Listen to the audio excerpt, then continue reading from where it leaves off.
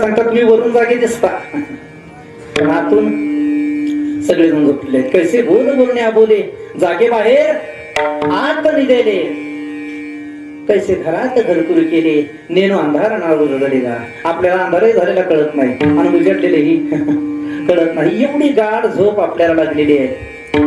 अगानिद्रताची उशी सरकू तशीच उर्वशी. एखादा झोपलेला व्यक्ती असेल, झोपलेल्या व्यक्तीच्या उशाला उर्वशी येऊन बसली तरी त्याला आनंद वाटणार नाही, आणि एखादा विषारी काळा किट्ट भुजंग येऊन बसला तरी त्याला दुःख होणार नाही, विषाद होणार नाही. का?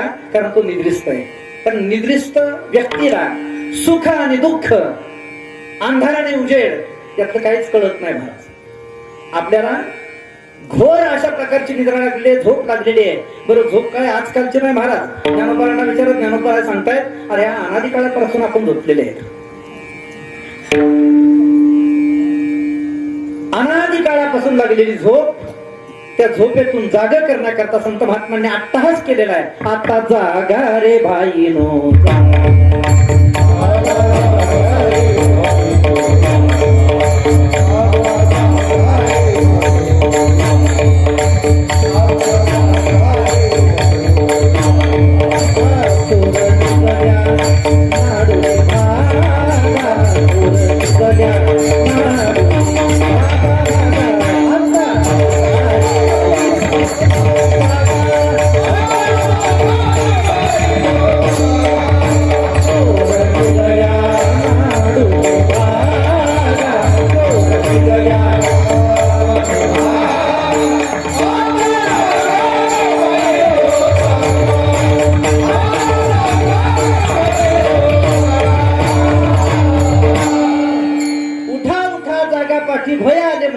पंढरी वाचून दुधा ठाव नाही कोठे. जागा म्हणतात संत महात्मे, यच्च्या अवध सर्वसामान्य जड जीवांना जागृती देण्याचं काम हे संत महात्म्यांनी केलेलं आहे. जाग करतात संत. बरं, केवळ जीवालाच जागा करतात अशातला भाग नाही, संतांना जागा करणारे संतच आहेत. उठा उठा साधू संत, साधा फुलाले हित, जाईल हा नरदेह मग कैसा भगवंत.